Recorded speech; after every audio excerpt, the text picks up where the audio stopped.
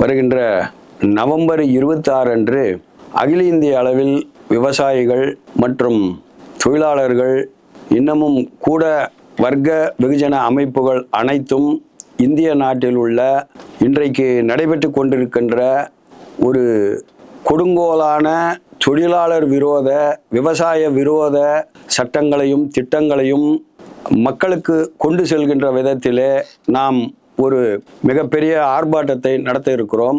இந்த 26 என்பது எதற்காக என்றால் 2020 ஒரு வீரஞ்செறிந்த போராட்டத்தை விவசாய வர்க்கம் நடத்தியிருக்கிறது.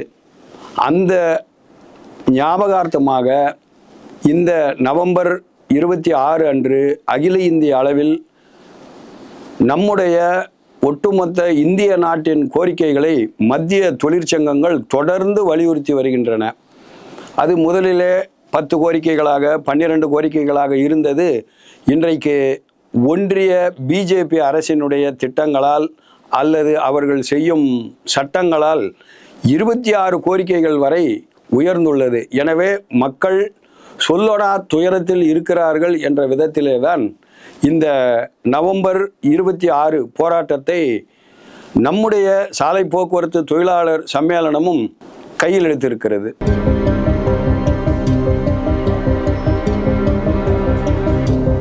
ஆன்லைன் ஃபைன் இன்றைக்கு புதிய மோட்டார் வாகன சட்டம் 2019 அப்படின்ற ஒரு சட்டத்தை மத்திய அரசாங்கம் அமல்படுத்தி கொண்டு வருகிறது. அதனுடைய ஒரு திட்டம்தான் ஆன்லைன் அபராதம் என்பது. பொதுவாக மக்களுக்கு போக்குவரத்து வசதிகளோ அல்லது சாலை கட்டமைப்பு வசதிகளோ அல்லது மக்களுக்கு போக்குவரத்து குறித்தான விழிப்புணர்வோ எதுவுமே போதுமான அளவில் செய்திருக்கிறார்களா என்றால் இல்லை.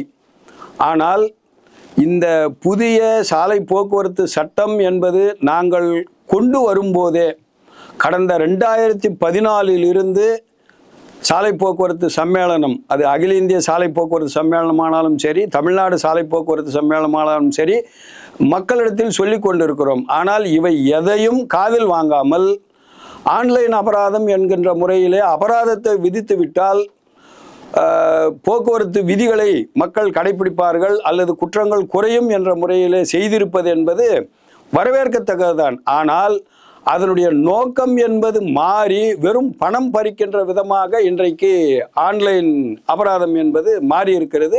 குறிப்பாக சென்னை நகரத்தில் மட்டும் ஏற்கனவே வெறும் 77 கேமராக்கள் மட்டுமே ANPR என்கின்ற automatic number plate recognised cameras இதை வைத்திருந்தார்கள். இப்பொழுது மேலும் 250 கேமராக்கள் வாங்கியிருப்பதாக தகவல் சொல்கிறார்கள். அப்படியானால் மூலை முடுக்குகளிலெல்லாம் கூட எந்த வாகனத்தையும் விடாமல் ஆன்லைன் அபராதத்தை வசூலிப்போம் என்ற முறையிலே தான் இந்த அரசாங்கம் நடந்து கொண்டிருக்கிறது. இது ஒட்டுமொத்தமாக இந்த தொழிலில் உள்ள 2 வீலரிலிருந்து மிகப்பெரிய வாகனங்கள், bus, lorry, van, car, auto அத்தனை பேரையும் பாதிக்கின்ற ஒரு சட்டமாக இருக்கிறது. இந்த ஆன்லைன் சட்டத்தை ஓட்டுநர் அனுமதியின்றி குற்றம் புரிந்ததாக சொல்லப்படும் அந்த ஓட்டுநரின் அனுமதி இல்லாமல் அவர்களை ஆன்லைன் அபராதத்தில் ஈடுபடுத்துவது அல்லது ஆன்லைன் அபராதம் போடுவது என்பது வாபஸ் பெற வேண்டும் என்பதுதான் நம்முடைய கோரிக்கையாக இருக்கிறது.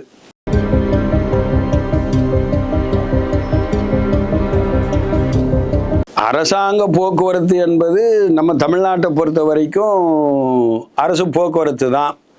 அதில் எந்த மாற்றமும் இல்லை. ஓலா, ஊபர் போன்ற நிறுவனங்கள் என்ன அப்படின்னா ஒட்டுமொத்தமாக ஆட்டோ மற்றும் டாக்ஸி தொழிலில் உள்ள அந்த தொழிலாளர்களது வாழ்க்கையை ஒரு கார்ப்பரேட் கம்பெனியிடத்தில் ஒப்படைக்கின்ற வேலையை இந்த புதிய மோட்டார் வாகன சட்டத்தின் மூலமாக அந்த ஓலா, ஊபர் மூலமாகத்தான் செய்து கொண்டிருக்கிறார்கள். அதுதான் இன்றைக்கு நடந்து கொண்டிருக்கிறது. ஒரு காலத்திலே ஒவ்வொரு பகுதியிலும் ஒரு குறிப்பிட்ட இடங்களில் ஆட்டோ ஸ்டாண்டுகள் அல்லது கார் ஸ்டாண்டுகள் அல்லது கார் டிராவல்ஸ் என்கின்ற ஒரு வகையிலே ஒரு ஒரு அது ஒரு சுய தொழிலாக நடந்து கொண்டிருந்தது.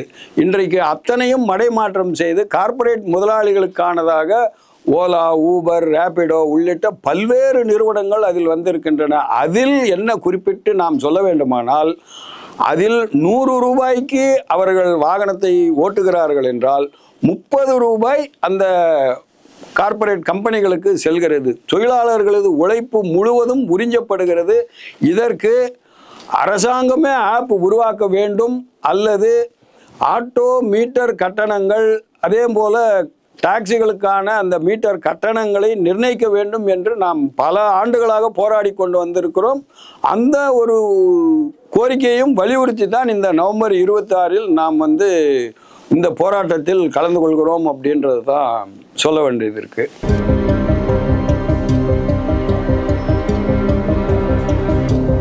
மன்மோகன் சிங் ஆட்சி அநேகமாக இப்போ ஒன்றிய அரசாங்கம் மோடி தலைமையிலாக ஆட்சி 10 வருடங்கள் முடிந்து 11 வருடங்களாக இப்போ நடந்துட்டு இருக்கு.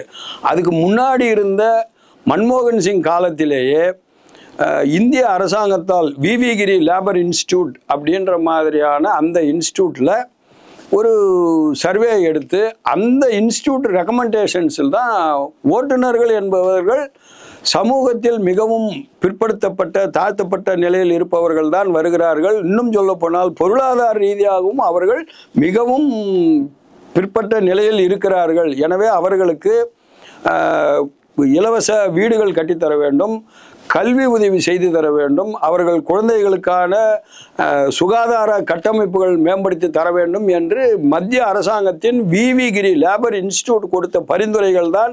அவற்றை இன்று வரை மத்திய அரசாங்கமும் சரி மாநில அரசாங்கமும் சரி நடைமுறைப்படுத்தவில்லை. எனவே தான் நாம் அந்த கோரிக்கைகளையும் வலியுறுத்தி இந்த நவம்பர் 26 நம் கோரிக்கையாக வைத்திருக்கிறோம். அந்த போராட்டத்தில் இதனுடைய தொழிலாளர்களை வர வைக்கிறோம்.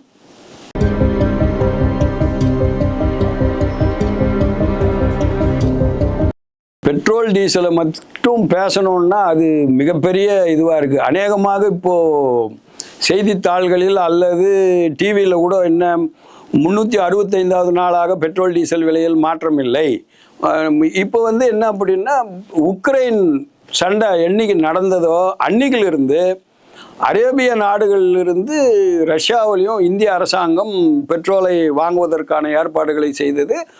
அப்போது இந்த பெட்ரோல் விலை டீசல் விலை ஏற்றும் போது சொன்ன ஒரே பாயிண்ட்டு, அதாவது சர்வதேச நிலையில் பெட்ரோல் டீசல் விலை ஏறும்போது நாங்கள் அதுக்கு தகுந்த மாதிரி ரேட்டை ஏற்றுறோம் அப்படின்னாங்க. ஆனால் இன்னைக்கு சர்வதேச நிலையில் அதாவது $70 என்கின்ற நிலையில் 2 வருஷமாக ஆகுது. ஆனால் $70க்கான அந்த கச்சா எண்ணெய் விலையில் இப்போ இருக்கிற பெட்ரோல் டீசல் விலையை பாதியாக கொடுக்கலாம். அதாவது பெட்ரோல் 50 ரூபாய்க்கும் டீசல் ஒரு 40-45 ரூபாய்க்குமே கொடுக்கலாம். இவ்வளவும் வரி என்ற பெயரில் மத்திய அரசாங்கமும் சரி மாநில அரசாங்கமும் சரி 2 பேருமே வரியாக இதை வசூல் செய்து கொண்டிருக்கிறார்கள். இது தடுக்கப்பட வேண்டும் அப்படின்றது தான் நம்முடைய இந்த போராட்டத்தினுடைய முக்கியமான நோக்கம். இன்னும் சொல்லப்போனால் இந்த பெட்ரோல் டீசல் விலை என்பதுதான் ஒவ்வொரு அத்தியாவசிய பொருட்களினுடைய விலை ஏற்றத்துக்கு காரணமாக இருக்கிறது. நம்முடைய இந்த நவம்பர் 26 போராட்டத்தினுடைய முதல் கோரிக்கையே என்னன்னா, விலைவாசி உயர்வை கட்டுப்படுத்த வேண்டும் அப்படின்றது தான். இந்த விலைவாசி உயர்வை கட்டுப்படுத்துவதற்கான மிகப்பெரிய முக்கியமான விஷயமே பெட்ரோல் டீசல் விலைகளை கட்டுக்குள் வைத்திருக்க வேண்டும் அப்படின்றது தான். ஆனால் அதை தவிர அரசாங்கம் வேறு ஏதேதோ கதைகளை சொல்லி கொண்டிருக்கிறதே தவிர இந்த பெட்ரோல் டீசல் விலையை இன்றைக்கு பாதிக்கு பாதியாக குறைப்பதற்கான அத்தனை சாத்தியக்கூறுகளும் உள்ளது அப்படின்றது தான் நம்ம இதில் சொல்ல வேண்டியது இருக்கு. விபத்து வழக்கில் ஓட்டுநருக்கு சொந்த ஜாமீன் வழங்க வேண்டும். நல்ல கேள்வி. அதாவது நம்ம எல்லாருக்குமே தெரியும், ஒன்றிய அரசாங்கம் கடந்த 1/7/2024 ஒரு புதிய சட்டத்தை அமல்படுத்தி விட்டது. அதாவது நம்ம எப்போ 2014 புதிய மோட்டார் வாகன சட்டத்தை நீங்கள் அமல்படுத்தக்கூடாது அப்படின்னு பல்வேறு கட்டங்கள் போராடி வந்தாலும் கூட 2019 அதை அமல்படுத்தி விட்டார்கள்.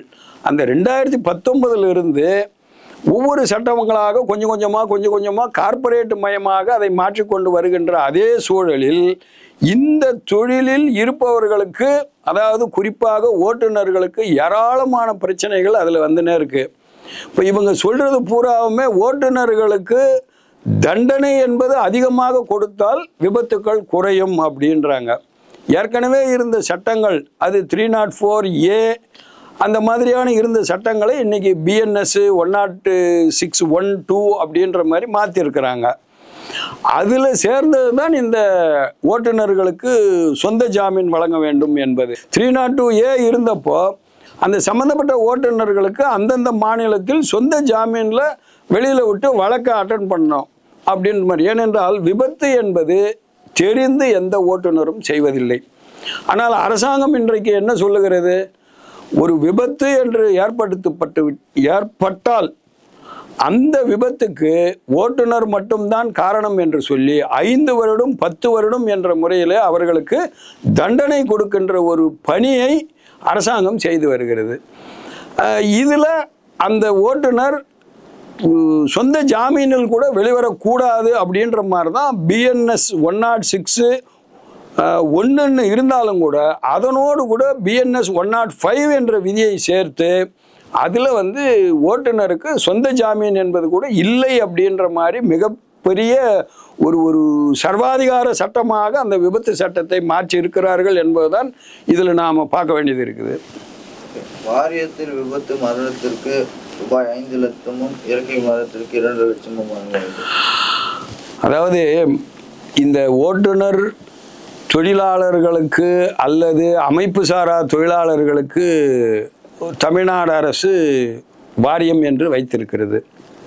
அந்த வாரியத்தில் ஏறக்குறைய 300-400 கோடிகளுக்கு மேல் இருப்பும் இருக்கிறது. இதிலே பல்வேறு தரவுகள் அழிந்து விட்டது என்று சொல்லிக் கொண்டிருக்கிறார்கள். அது ஒரு பக்கம்.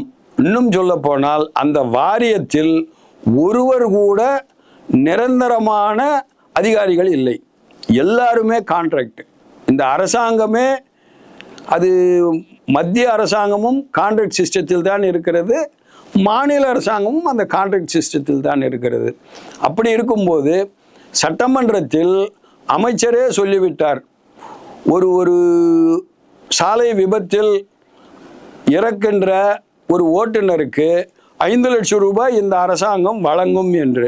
ஆனால் இன்று வரை 2 லட்சம் ரூபாய் என்பதுதான் அந்த வாரியத்தில் கொடுத்து கொண்டிருக்கிறார்கள்.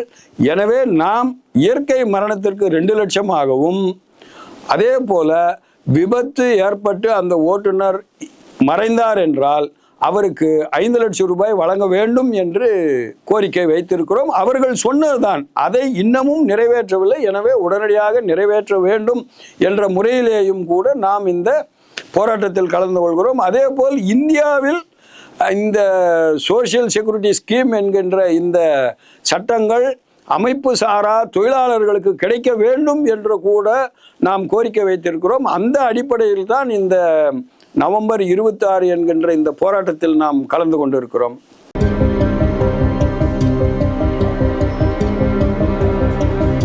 கால் டாக்ஸி, ஆட்டோ மீட்டர் கட்டணம் தொடர்ந்து அநேகமாக ஆட்டோ கட்டணங்கள் 2013 ஃபிக்ஸ் பண்ணாங்க.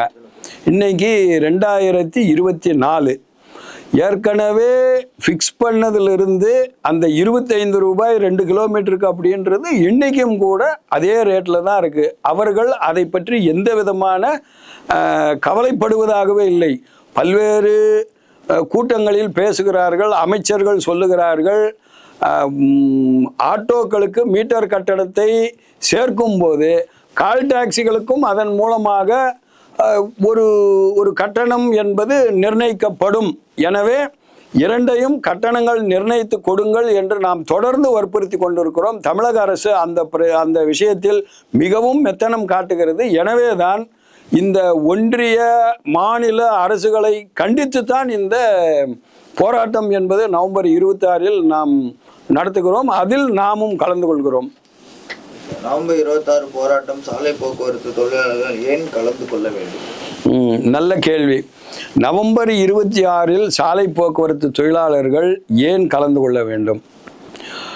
அதாவது இன்றைக்கு இந்தியாவில் முதலில் இந்த சாலை போக்குவரத்து சட்டங்கள் என்பது 1988 தொடர்ந்து வந்து கொண்டிருக்கிறது. அதற்கு முன்பாக இருந்த சட்டங்கள் பல்வேறு இருந்தாலும் கூட 1988 முதலாம் இந்த புதிய மோட்டார் வாகன சட்டங்கள் என்பது அமலில் இருந்தது. இதை மாற்றுகின்ற விதத்தில் ஒன்றிய அரசு 2014 புதிய மோட்டார் வாகன சட்டம் என்று ஒரு மெமோரண்டத்தை கொண்டு வந்தது பாராளுமன்றத்தில். அப்பொழுது அவர்கள் சொன்னது என்னவென்றால், இந்த இந்தியாவில் நடக்கின்ற விபத்துகளை குறைக்க, பொதுமக்களை பாதுகாக்கத்தான் இந்த புதிய மோட்டார் வாகன சட்டம் என்பதை நாங்கள் கொண்டு வருகிறோம் என்று அதற்கான முஸ்தீபுகளை செய்து கொண்டிருந்தார்கள்.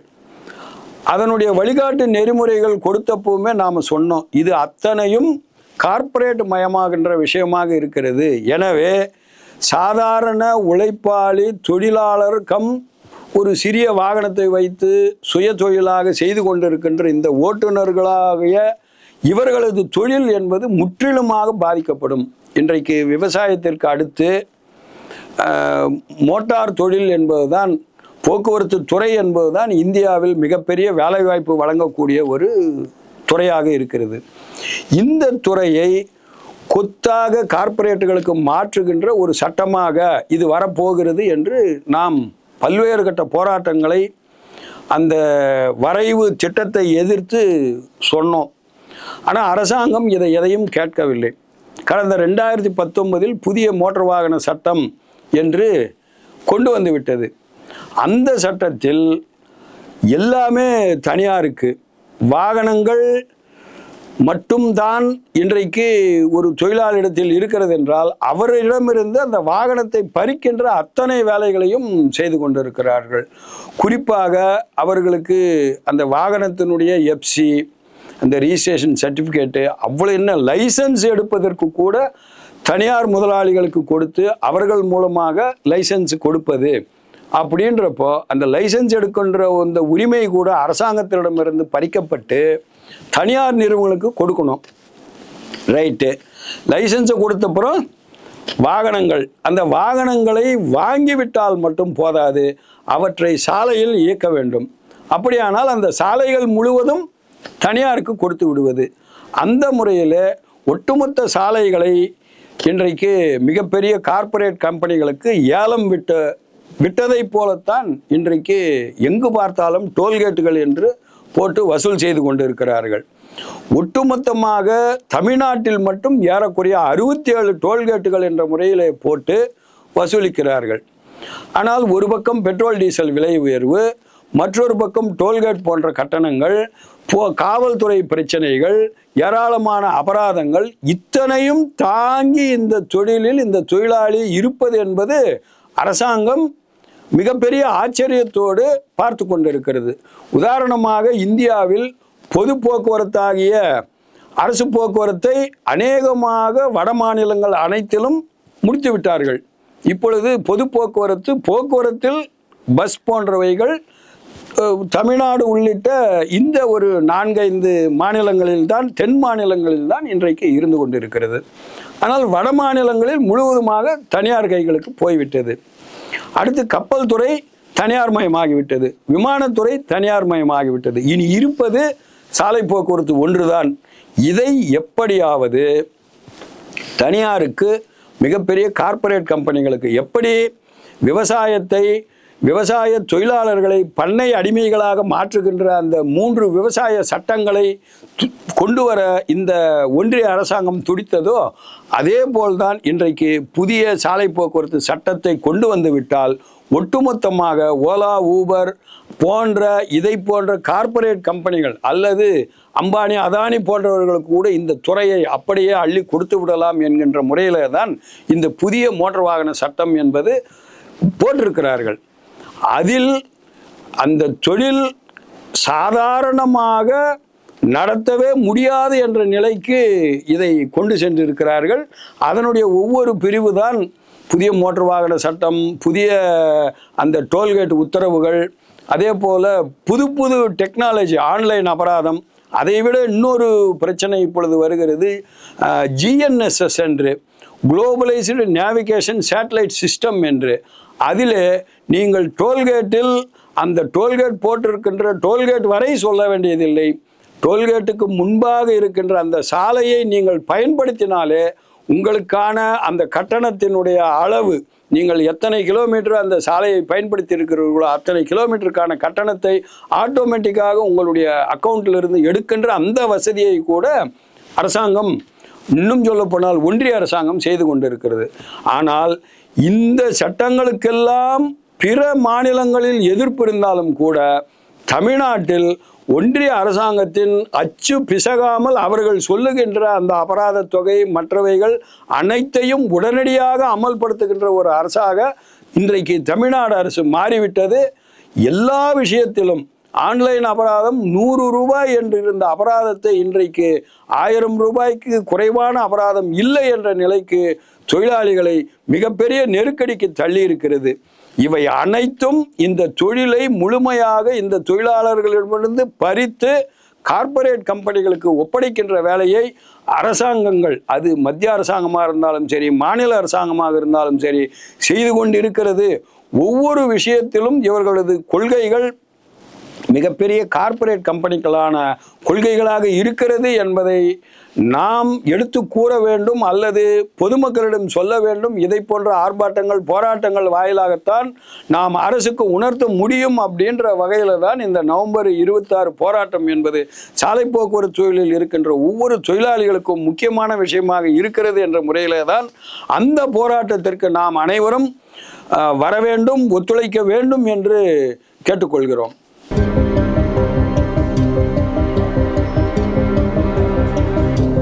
மத்திய அரசாங்கத்தினுடைய ஒட்டுமொத்த திட்டங்கள், சாலை போக்குவரத்தினுடைய அந்த விஷயங்கள் பார்த்தோம்னா இப்போ ஒவ்வொன்றா மாற்றிக்கிட்டே வராங்க. அக்ரிகேட்டர் ரூல்ஸ் என்று போடுகிறார்கள். அந்த அக்ரிகேட்டர் ரூல்ஸ் என்பது மத்திய அரசாங்கம் சொன்னாலும் கூட இதில் மாநில அரசாங்கம் அந்த அக்ரிகேட்டர் ரூல்ஸை இதுவரைக்கும் எந்த விதமான அதற்கான ஒரு ரூல்ஸ் ஃப்ரேம் செய்ய வேண்டும், அதை இன்று வரை செய்யவில்லை.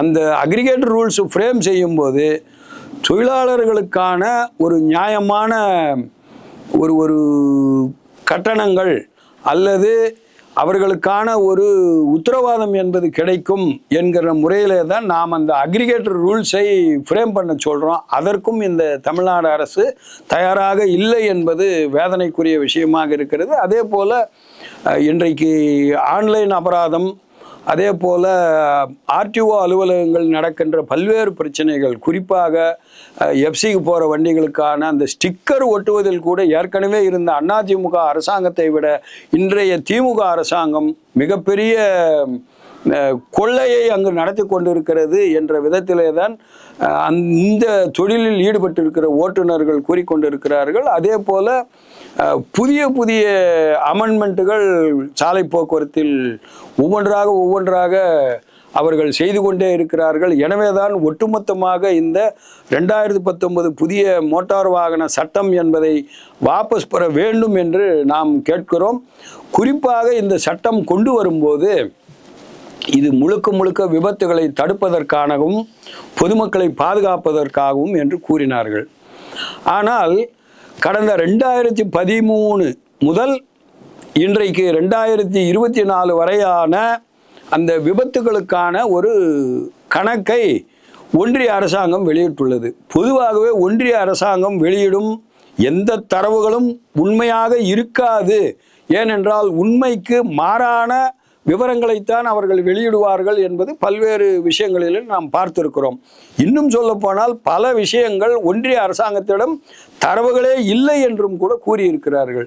ஆனால் இந்த விபத்து சம்பந்தமாக மட்டும் மிகவும் அக்கறையாக நாங்கள் இந்த புதிய மோட்டார் வாகன சட்டத்தை கொண்டு வருவது என்பது இந்த விபத்தை குறைப்பதற்குத்தான் என்று கூறினார்கள்.